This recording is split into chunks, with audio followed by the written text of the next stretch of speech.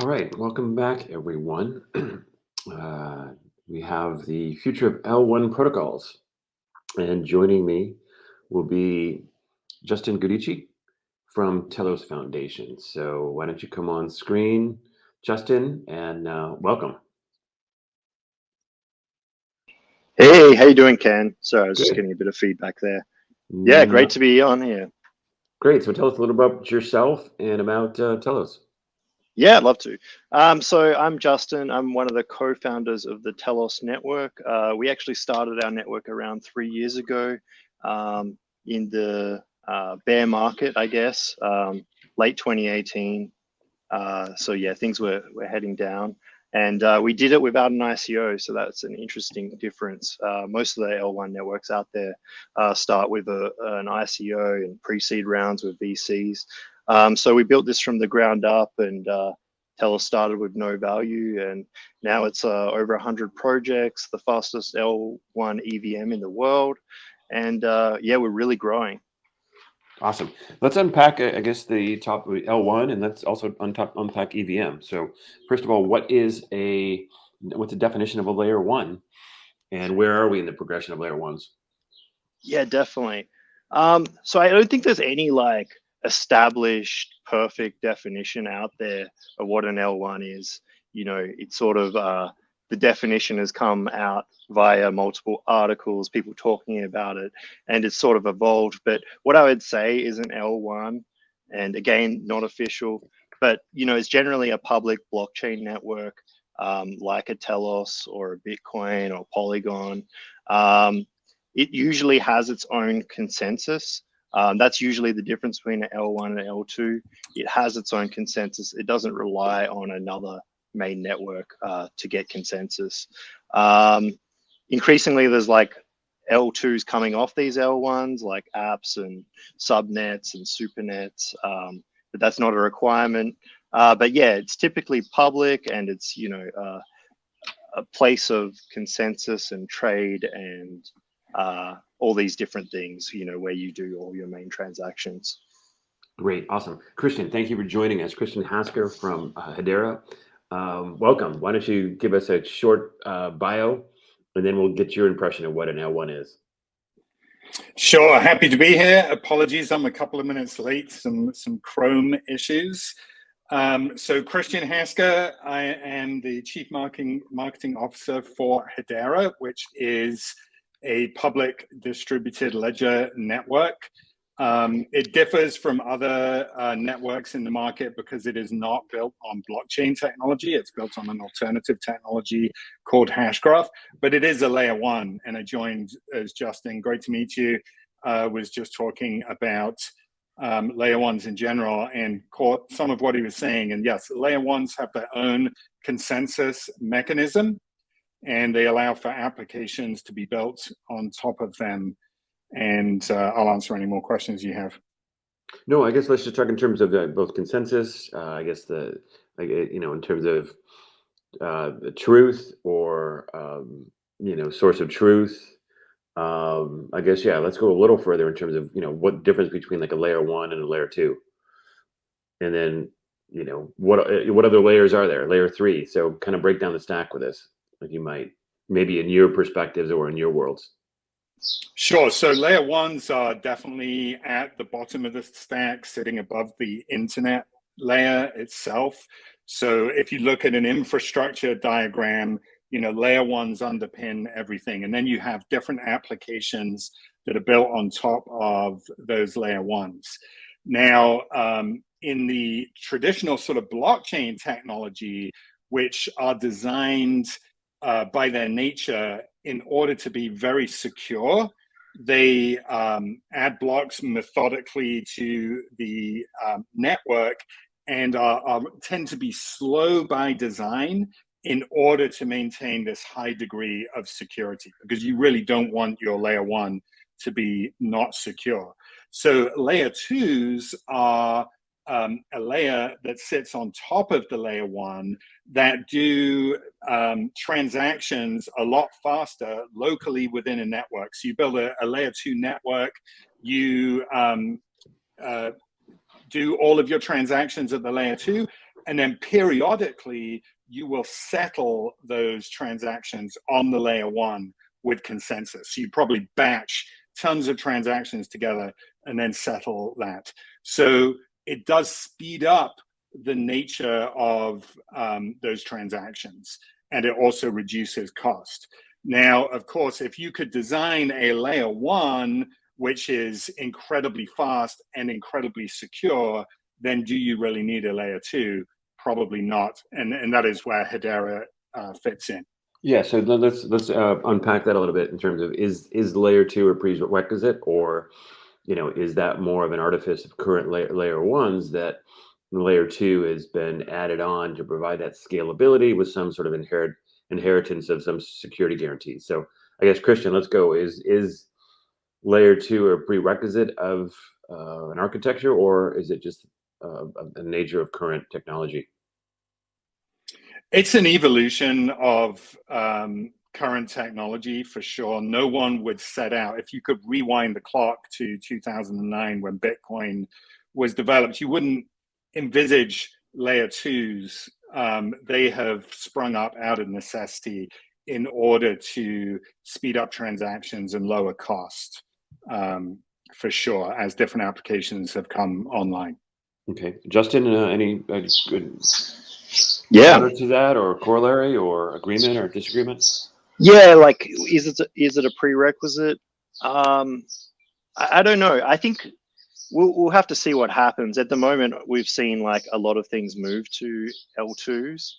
At the moment, something like Telos does 10,000 transactions per second, which is quite a lot. We haven't seen like enough applications.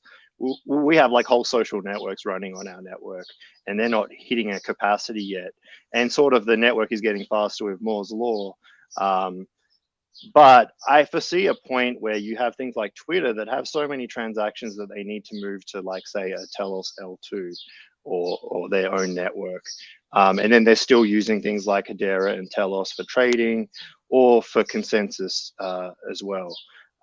So yeah, I sort of see at the moment that they'll probably require L2, and that's just my guess, but we're doing a lot of things to scale out our network, and I'm sure Hedera is doing the same. Maybe we'll come up with a breakthrough that allows us to scale infinitely, or at least I think like blurring the lines between L1 and L2, where you're connecting to a single RPC and you don't need to understand whether it's connecting to an L2 or an L1. It'll just like switch or be able to connect to these sort of subnets via a single point. Okay, let's talk about then sort of pros and cons, or sort of what you view are the requirements of a layer one, such as security, scalability, throughput, governance, consensus mechanisms. So, Christian, why don't you go and sort of give us your, what are the key elements and how do they rank? And let's start there. You hit a lot of them. So, so for a layer one, you definitely want your layer one to be performant. Justin talked about 10,000 transactions per second. Hedera also is throttled to 10,000 transactions per second today in a single shard. You also need finality. So you need to know that your transactions have actually settled on the network with a high degree of certainty. You need a high trust in the security model itself. It's no point, if your layer one is going to get hacked and funds siphoned off, that's no good. You need enough decentralization of the node infrastructure itself to have a good trust model. Who is running the nodes? Where are they running them? Are all your nodes in a single cloud provider? That's no good. Your nodes should be distributed around different data centers, different geographies, a lot of redundancy built into that. You mentioned governance. What is your governance model? Is it trustworthy? Is it transparent? Is it just a few people that are steering the direction of the network? Is it a few whales that have most of the cryptocurrency and can influence the network itself? That's no good. And then what I would also say is, sustainability is becoming much more front of mind for application developers all over the world. You know, can you build an application on the layer 1 network that itself is sustainable and not, you know, burning down half of the world in order to run it? Great. We'll come back to a few of the things you mentioned, but let's give Justin a chance to answer in terms of, and to add to that list, to rearrange some of the order. However, and again, it wasn't necessarily an order, but I guess I want to, allow you to speak to what you see as the key requirements for layer 1.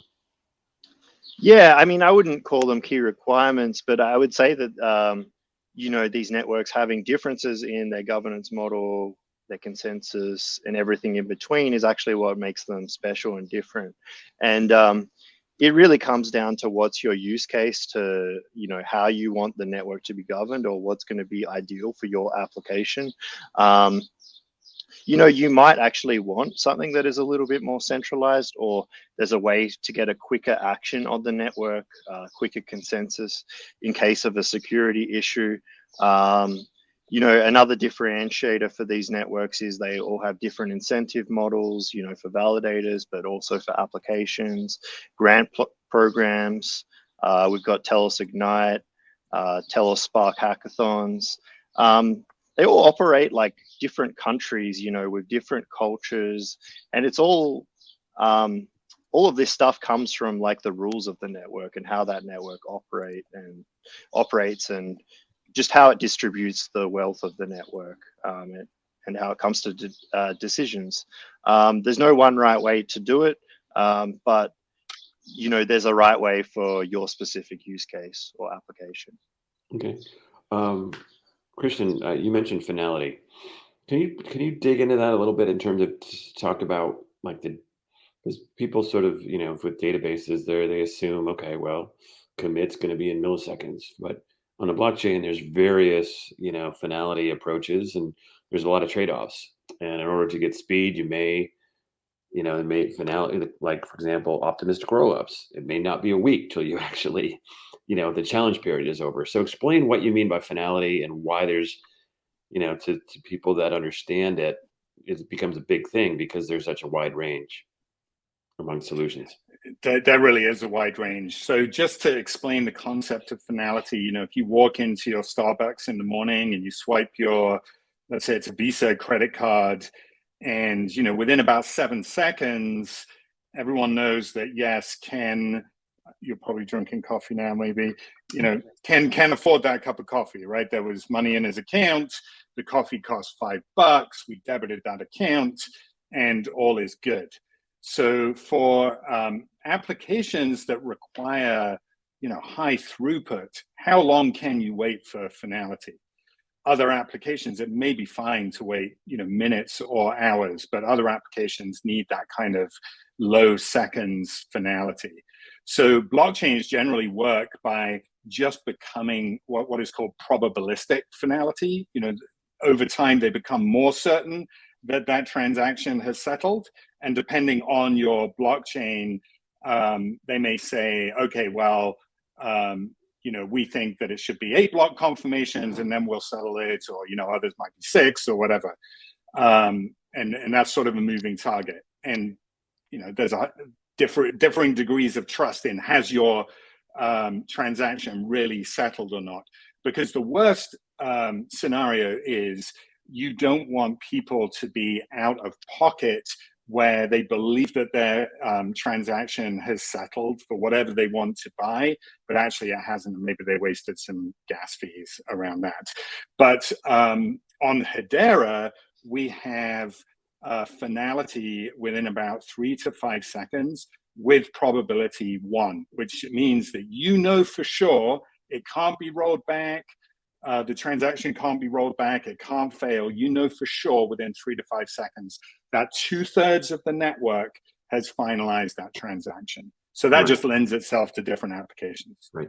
And is that breaking that time down? Is that part of it is the consensus for that particular block, but it's also the passage of several other blocks?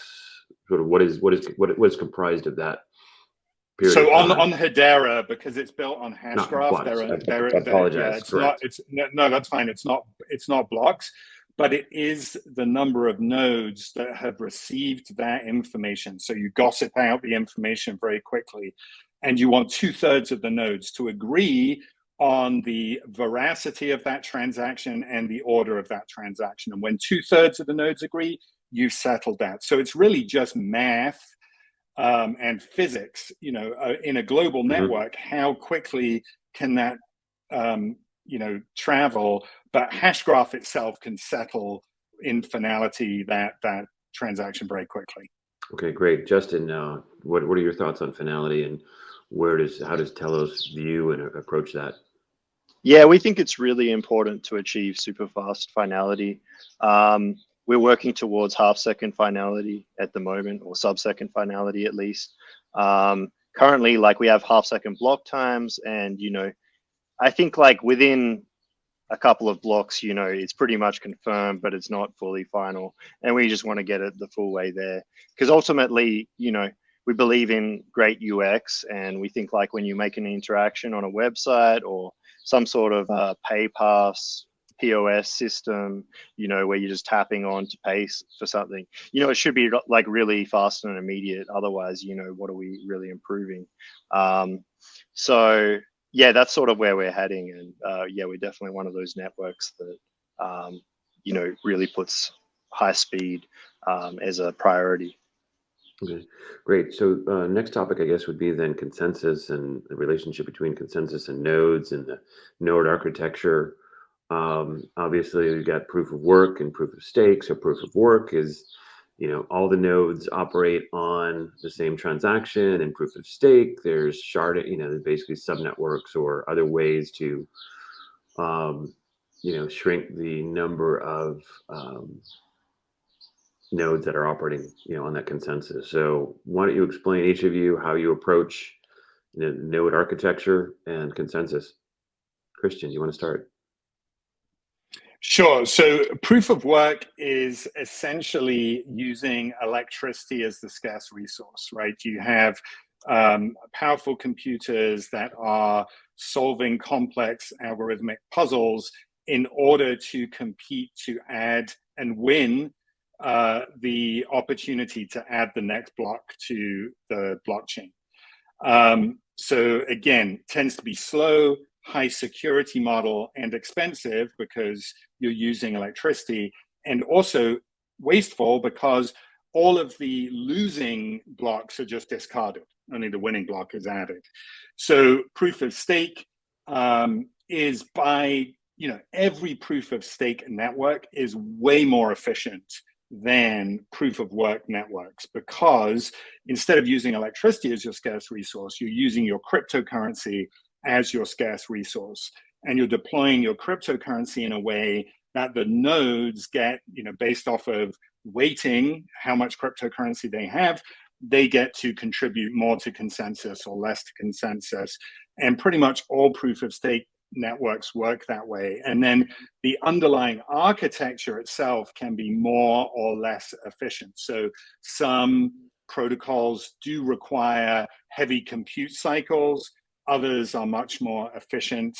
Hedera is proven to be the most efficient from an electricity sustainability standpoint of any of the public networks, not only due to the proof of stake model, but also Hashgraph as a consensus algorithm is at the mathematical bounds of what is possible from an efficiency standpoint.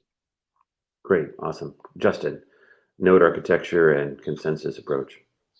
Yeah, I think Christian covered it off pretty well. The only thing I would expand on is that, oftentimes networks make claims about how decentralized they are based on how many nodes they have.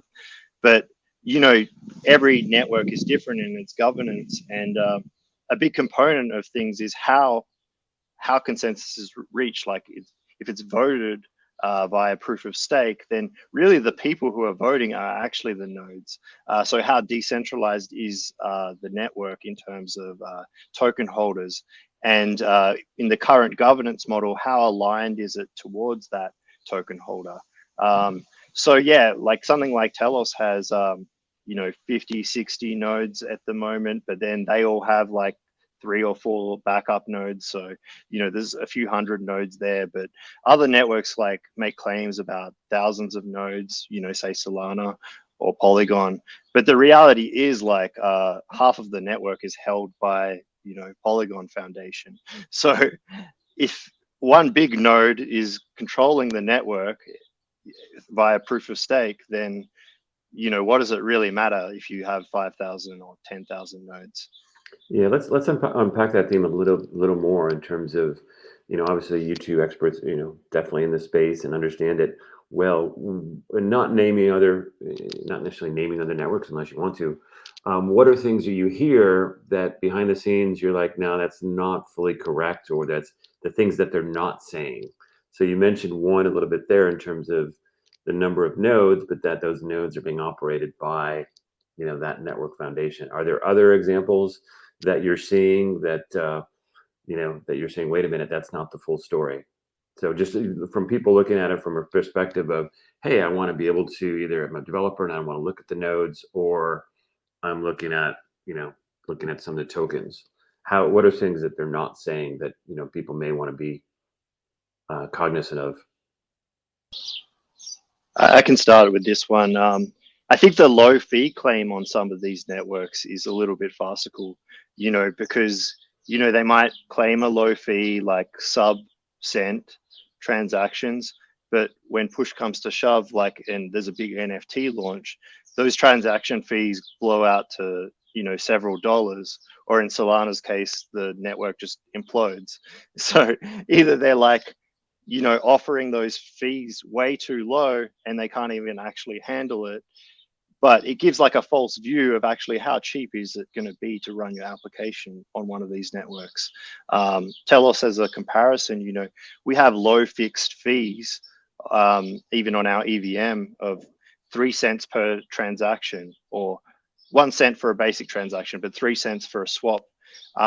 Because we've worked out that that's, you know, as a consensus layer, we worked out that is what we can afford to charge.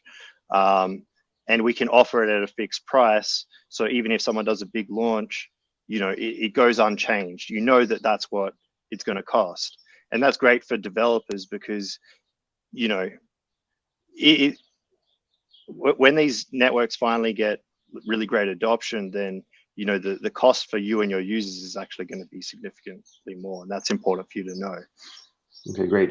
Christian, what are the things that they may not be Yeah, I saying mean, in that mix, without necessarily naming any if you don't want to?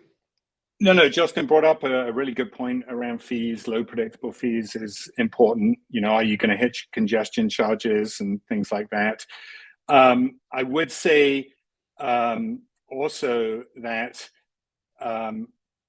how resilient is the network itself? You know, is it everything has degrees of trade-off. So have you traded a stability of your network for speed? And if you are doing proofs of concept, maybe that's fine. But if you have a production application that you're going to rely on for revenue, then you want to make sure that the network really can handle your use case at scale, because you are building on that infrastructure. You're relying on public infrastructure, so you need it to be resilient.